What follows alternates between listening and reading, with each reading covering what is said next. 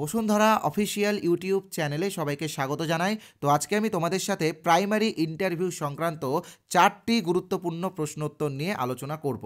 তো আজকের এই ক্লাসটি শুরু করার আগে আমি একটা কথা বলতে চাই, বিশেষ করে তোমরা যারা 2022-এর টেট পাস ক্যান্ডিডেট আছো, তো তোমরা কিন্তু এই 4টা প্রশ্ন অবশ্যই খাতাতে লিখে রাখবে। তার কারণ এই 4টা প্রশ্ন বিগত দিনে যে প্রাইমারি ইন্টারভিউগুলো হয়েছে, বিশেষ করে 2016-র ইন্টারভিউ বা 2020-র ইন্টারভিউ এবং 2022-এর ইন্টারভিউ, তো এই ইন্টারভিউগুলোতে কিন্তু এই 4টা প্রশ্ন উত্তর ধরা হয়েছে। তাই আশা রাখি যে আগামী ইন্টারভিউয়ে কিন্তু এই প্রশ্নগুলো ধরা হবে। তাই তোমরা কিন্তু অবশ্যই খাতার মধ্যে এই প্রশ্নগুলো লিখে রাখবে। তো চলো কথা না বাড়িয়ে আজকের যে মূল বিষয় সেই মূল বিষয়ে প্রবেশ করি।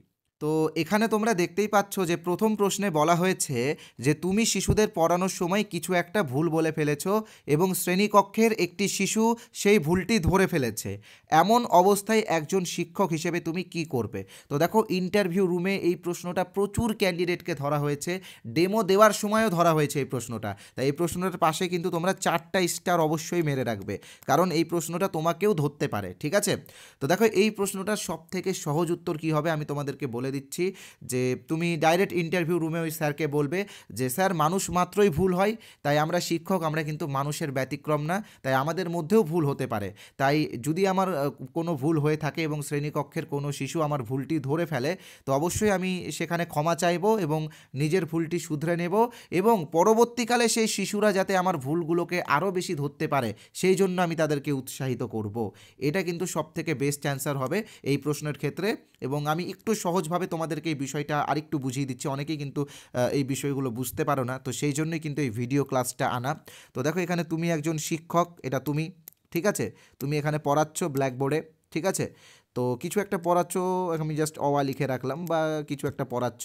তো এখানে নিচে কিন্তু সব শিক্ষার্থীরা রয়েছে, শিশুরা রয়েছে। তো তুমি কিছু একটা ভুল বলে ফেলেছো আর এই শিশুটা কিন্তু তোমার সেই ভুলটা ধরে ফেলেছে।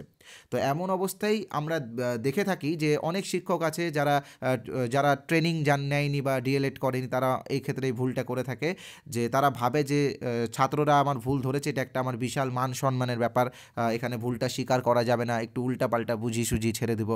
তো এইরকম কিন্তু হয় না।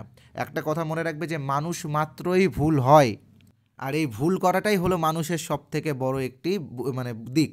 ঠিক আছে? তো আমরা যে শিক্ষক আছি, আমরা যে তোমাদেরকে টেটের পড়া পড়াচ্ছি বা ইন্টারভিউয়ের পড়া পড়াচ্ছি, বা কিছুদিন পরে যে আপারের ক্লাসটা হবে সেখানেও কিন্তু আমরা দেখবে ছোটোখাটো অনেক ভুল করে থাকি। তো এটা আমরা এত এক্সপিরিয়েন্স থাকা সত্ত্বেও কিন্তু আমাদের ভুলটা হয়। তো সেই ভুলের জন্য আমরা কি করি, পরবর্তী কোনো ভিডিওতে তোমাদের কাছে ক্ষমা চেয়ে নিই, এবং পরবর্তীকালে এই ভুলগুলো তোমরা যাতে আরও ধরতে পারো সেই জন্য আমরা তোমাদেরকে উৎসাহিত করি। তাই তোমরাও কিন্তু ঠিক সেটাই করবে, যে তোমার যদি কোনো ভুল হয়ে থাকে তো সেই ভুলটা এখানে স্বীকার করবে, ক্ষমা চাইবে এবং সেই ভুলটা প্রথমে শুধরে নেবে, এবং তারপরে, কারণ পরবর্তীকালে আরও তো ভুল হতে পারে, তো সেই জন্য পরবর্তীকালে এই শিশুরা যাতে তোমার ভুলগুলো আরও বেশি করে ধরতে পারে সেই জন্য তাদেরকে উৎসাহিত করবে।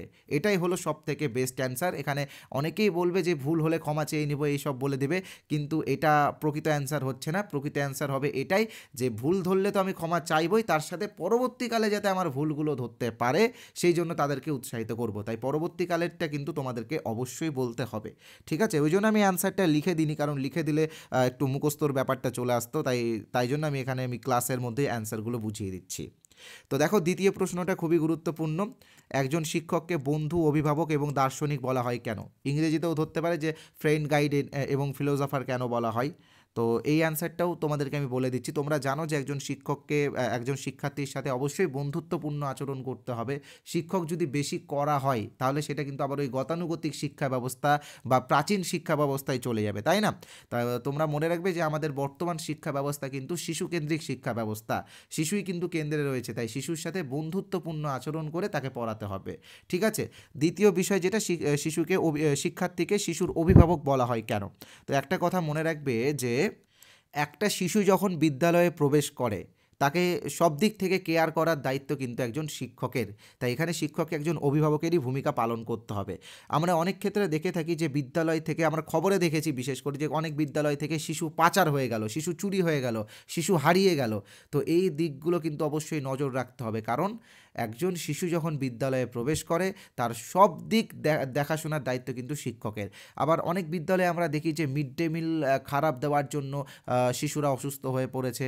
তো মিড ডে মিল থেকে থেকে শুরু করে যাবতীয় দিক, বিদ্যালয়ের বিল্ডিং ঠিকঠাক আছে কিনা, কোথাও বিল্ডিংয়ের প্লাস্টার খসে পড়ছে কিনা, কোথাও ছাদ থেকে চর খুলে পড়ছে কিনা, এই বিষয়গুলো কিন্তু দেখে রাখতে হবে। শিশুকে কেয়ার করতে হবে, শিশুর যাতে কোনো আঘাত না লাগে বিদ্যালয়ের ভিতরে, সেই বিষয়টাও কিন্তু একজন শিক্ষককে নজর রাখতে হবে। তো সেই জন্য একজন শিক্ষককে বন্ধুর পাশাপাশি অভিভাবক বলা হয়। এবার তৃতীয় পয়েন্ট যেটা দার্শনিক, এটা কিন্তু খুবই গুরুত্বপূর্ণ। তো দেখো, দার্শনিক বা দর্শন এই শব্দটার কিন্তু কোনো সংজ্ঞা নেই, ঠিক আছে? আমরা ইতিহাসের সংজ্ঞা দিতে পারি, ভূগোলের সংজ্ঞা দিতে পারি, বিজ্ঞানের সংজ্ঞা দিতে পারি, কিন্তু দর্শনের কিন্তু আমরা কোনো নির্দিষ্ট সংজ্ঞা দিতে পারি না। একজন শিক্ষক একটি শিশুর সর্বাঙ্গীন বিকাশে সহায়তা করে, ঠিক আছে? সর্বাঙ্গীন বিকাশ বলতে শুধুমাত্র তাকে মানে সে যাতে শুধুমাত্র প্রতি বছর পাস করে, অর্থাৎ ক্লাস 1 থেকে পাস করে 2-এ উঠলো, 2 থেকে পাস করে 3-তে উঠলো, বা এই যে ডিগ্রিগুলো পাচ্ছে, এই ডিগ্রিগুলো না। এখানে মনে রাখবে যে জ্ঞানের বিকাশ, একটা শিশুর মধ্যে যাতে সবসময় প্রশ্নচিহ্ন ঘুরে বেড়ায় যে এটা কেন হলো, ঠিক আছে? এই প্রশ্নগুলোর সমাধান একজন শিক্ষক করে। তো সেই জন্য একজন শিক্ষককে দার্শনিক বলা হয়। আমি একটা ছোট্ট এক্সাম্পল দিয়ে তোমাদেরকে বোঝাই। আমি যখন পড়াতাম, তো দুটো বাচ্চার মধ্যে একটা বিষয় নিয়ে আলোচনা আমি দেখতে পেয়েছিলাম। দুটোই ক্লাস 2 এর ছাত্র। তো একজন হচ্ছে কি জোড়া শালিক দেখেছে, তো জোড়া শালিক দেখে সেটাকে প্রণাম করছে। এর নাম ধরো সুমন। তো সুমন হচ্ছে জোড়া শালিক দেখে প্রণাম করছে, আর এর নাম ধরো রুমন। রুমন বলছে তুই কেন করলি, এর কারণ কি বল। এই যে রুমনের কারণটা, বা এই যে কারণটা সুমনের কাছে জানতে চাইছে, এবং তারপরে তারা দুজন মিলে স্যারের কাছে আসলো যে স্যার, জোড়া শালিক দেখলে প্রণাম করতে হয় কেন, এর কারণ কি। এই যে কারণ, এই যে প্রশ্ন চিহ্ন, তো এইগুলোই কিন্তু দর্শন। তো এই জায়গাতে শিক্ষক সবসময় চাইবে যে শিক্ষার্থী যাতে জিজ্ঞাসু হয়, তার মধ্যে যাতে সবসময় জ্ঞান আহরণ করার জন্য প্রশ্ন চিহ্ন ঘোরাঘুরি করে, এবং সেইগুলোর সমাধান যাতে একজন শিক্ষক করতে পারে।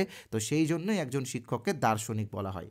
তো এখানে তোমরা এতটা ডিটেলসে অ্যান্সার ওখানে বলতে পারবে না। যদি স্যাররা যদি ডিটেলসে জানতে চাই, তাহলে কিন্তু তোমরা আমার মতো করে বলবে, বাট এটার একটা সহজ অ্যান্সার আমি তোমাদেরকে বলে দিচ্ছি। আর আমি জানি যে এরকম প্রশ্ন তোমাদেরকে করতেই পারে। এই প্রশ্নগুলোতে আমরা 4-5টি স্টার কেন মারছি, তার কারণ 16তেও ধরা হয়েছে, 20তেও ধরা হয়েছে, 22এও ধরা হয়েছে। এমনকি আমাদের কাছে যারা প্রিপারেশন নিয়েছিল তাদেরকেই প্রশ্ন উত্তরগুলো ধরা হয়েছে। সেই জন্য এই প্রশ্ন উত্তরগুলো আমি এখানে তোমাদেরকে বারবার দিচ্ছি।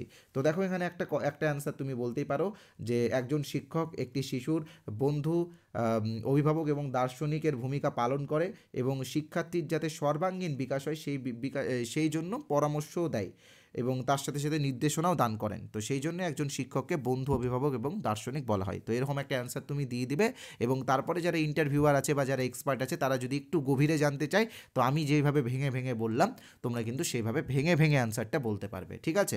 এখানে আমি অ্যান্সারটা কেন লিখিনি, তার কারণ দেখো, আমি যদি এখানে অ্যান্সারটা লিখে দিতাম, তাহলে তোমরা অনেকেই মুখস্থ করে চলে যেতে।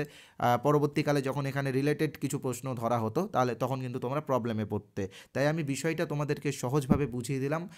আশা করছি এবার তোমরা এই বিষয়টা বুঝতে পারলে, এবং নিজেরাই এবার অ্যান্সার তোমরা তৈরি করতে পারবে, এটা আমার বিশ্বাস। তবুও যদি কারো কোনো বিষয়ে অসুবিধা হয়, এই প্রশ্নটা নিয়ে যদি কারো বুঝতে অসুবিধা হয়, তো অবশ্যই আমার সাথে হোয়াটসঅ্যাপে যোগাযোগ করবে, আমি পার্সোনালিও তোমাদেরকে বুঝিয়ে দেবো, ঠিক আছে?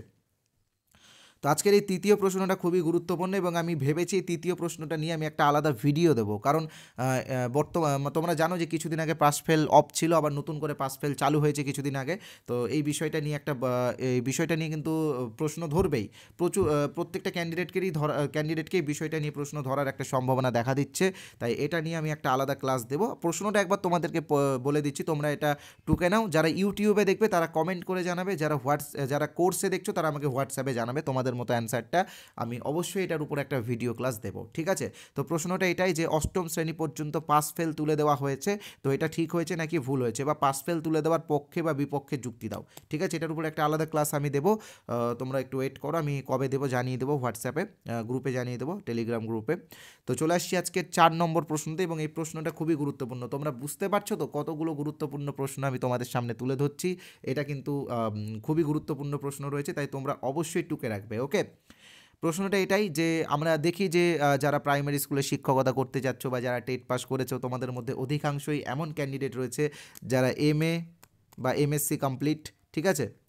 তো এত উচ্চশিক্ষিত হয়ে তুমি প্রাথমিক স্কুলের শিক্ষক হতে চাও কেন? এই প্রশ্নটা তোমাকে অবশ্যই করবে যারা ইন্টারভিউয়ার বা যারা এক্সপার্ট, করতেই পারে, দুটো স্টার মেরে রেখেছি প্রশ্নটার পাশে সেই জন্য।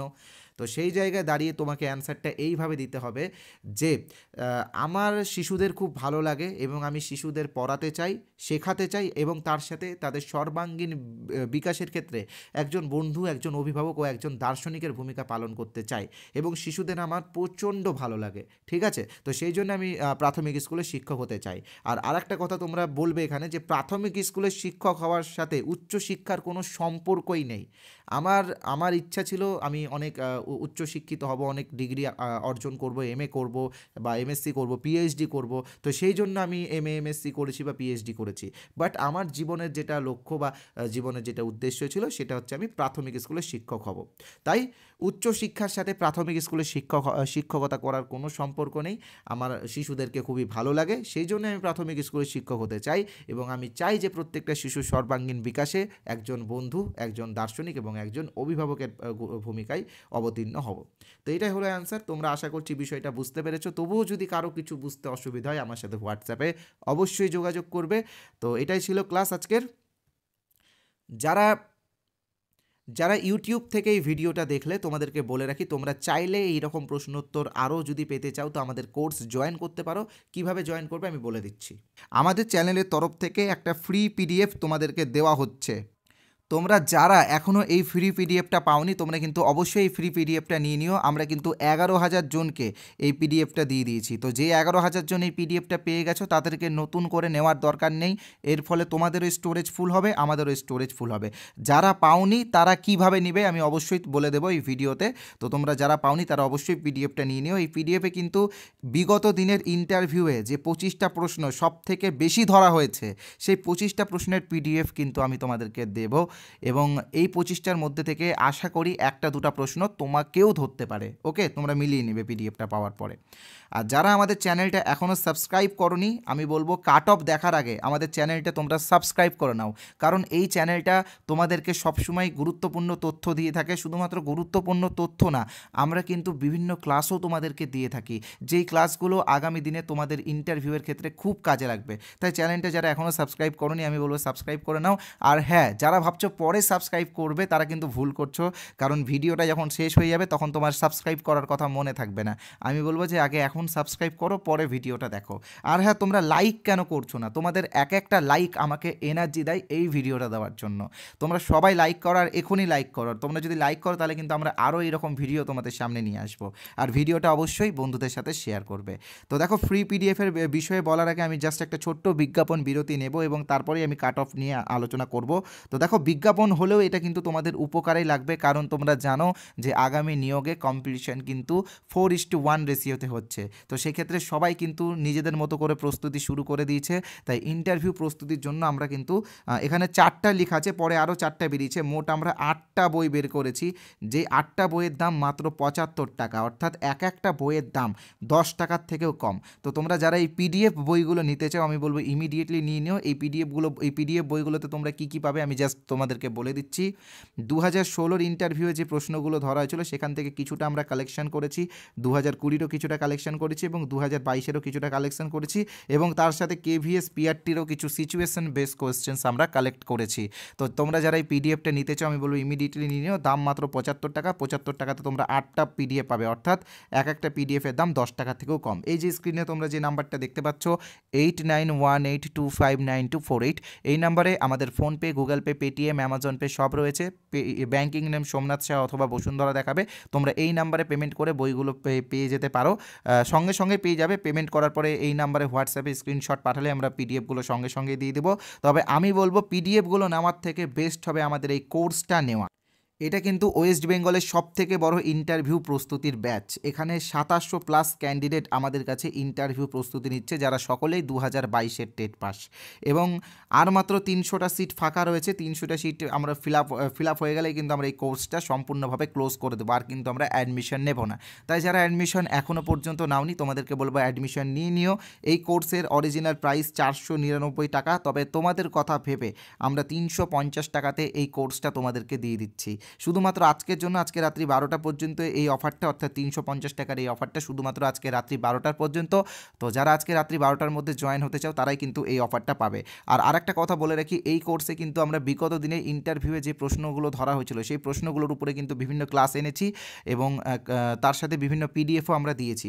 বিশেষ করে তোমরা সকলে জানো যে ন্যাশনাল এডুকেশন পলিসি 2020 এটার স্ট্রাকচারের উপর থেকে অনেক প্রশ্ন ধরা হয়েছে এবং ইন্টারভিউয়ে যে প্রশ্নগুলো ধরা হয়েছে সেইগুলোর উপরে কিন্তু আমরা ক্লাস এবং পিডিএফ উভয় দিয়েছি এবং তার সাথে সাথে সর্বশিক্ষা অভিযান, নির্মল বিদ্যালয় অভিযান, মিড ডে মিল স্কিম সহ রাইট টু এডুকেশন অ্যাক্ট 2009 এবং সর্বশিক্ষা অভিযান সবগুলোর উপরেই কিন্তু আমরা ক্লাস দিয়েছি। আর একটা বিষয় এনসিএফ 2020 উপর, এনসিএফ 2005 উপরেও কিন্তু আমরা ক্লাস দিয়েছি। তো তোমরা যারা এই কোর্সটা নিতে চাও নিয়ে নিও, ইমিডিয়েটলি তোমরা নিয়ে নিও। কীভাবে নিবে আমি তোমাদেরকে বলে দিচ্ছি। তো যারা সুপার ফাস্ট নিতে চাও তারা দেখবে এবং যারা ভাবছো আমাদের কিছু স্যাম্পল পিডিএফ দেখবে তারপরে জয়েন করবে তারাও কিন্তু দেখো। তো দেখো, যারা সুপার ফাস্ট নিতে চাও তারা স্ক্রিনে যে নাম্বারটা দেখতে পাচ্ছ 8918259248, এই নাম্বারে আমাদের ফোনপে আছে, গুগল পে আছে, পেটিএম আছে, অ্যামাজন পে আছে। তোমরা যে কোনো একটা অপশান থেকে পেমেন্ট করতে পারো। ব্যাঙ্কিং নেম সোমনাথ সাহা অথবা বসুন্ধরা দেখাবে। আবার তোমরা যদি চাও যে পাশের কিউআর কোড স্ক্যান করে পেমেন্ট করব, তো তোমরা কিউআর কোড স্ক্যান করো পেমেন্ট করতে পারো। তবে পেমেন্ট করার পরে স্ক্রিনশট কিন্তু হোয়াটসঅ্যাপে পাঠিয়ে দেবে। আজকের জন্য কিন্তু প্রাইস মাত্র 350 টাকা, তবে এটা শুধু আজকে রাত্রি 12টা পর্যন্ত। আগামীকাল থেকে কিন্তু 499 হয়ে যাবে। আর হ্যাঁ, এটা কিন্তু তোমাকে শুধুমাত্র একবারই পেমেন্ট করতে হবে। আমাদের কিন্তু ওয়ান টাইম পেমেন্ট, মাসে মাসে পেমেন্ট করার কোনো ব্যাপার নেই। একবার পেমেন্ট করো, যতদিন না পর্যন্ত ইন্টারভিউ শেষ হচ্ছে ততদিন পর্যন্ত কোর্সটা ব্যবহার করো। ওকে। আর যারা ভাবছো আমাদের কিছু স্যাম্পল পিডিএফ দেখবে তারপরে জয়েন হবে, তো দেখো স্যাম্পল পিডিএফ এবং ফ্রি পিডিএফটা পাওয়ার জন্য কি করতে হবে আমি তোমাদেরকে বলে দিচ্ছি। স্ক্রিনে তোমরা যে নাম্বারটা দেখতে পাচ্ছ 8918259248, এই নাম্বারে হোয়াটসঅ্যাপে, ওকে, কেউ কিন্তু নর্মাল এসএমএস করবে না, হোয়াটসঅ্যাপে এই নাম্বারে জাস্ট আইএনটি লিখে এসএমএস করো, তাহলে কিন্তু আমি আমাদের সেই ফ্রি পিডিএফ এবং স্যাম্পল পিডিএফগুলো তোমাদেরকে পাঠিয়ে দেবো। তো তোমরা যারা ভাবছো যে এই নাম্বারটা সেভ করতে অনেকটা সময় লাগবে বা অনেকটা বিরক্ত লাগবে, তো তোমাদেরকে বলে রাখি কিচ্ছু করতে হবে না। এই ভিডিওর কমেন্ট বক্সে যাও। কোথায় যাবে? কমেন্ট বক্সে গিয়ে দেখো একটা হোয়াটসঅ্যাপ লিঙ্ক আছে, সেই লিঙ্কে ক্লিক করলে তোমরা সরাসরি আমাদের হোয়াটসঅ্যাপে আসবে এবং আইএনটি লিখে এসএমএস করলেই ওই ফ্রি পিডিএফটা পেয়ে যাবে। আমি বলবো যারা অলরেডি পেয়ে গেছো, অর্থাৎ অলরেডি 11,000 জনকে আমরা এই পিডিএফটা দিয়ে দিচ্ছি, তো সেই 11,000 জনকে নতুন করে এই পিডিএফটা নেওয়ার কোনো দরকার নেই। যারা পাওনি তারা নিয়ে নিও। ওকে।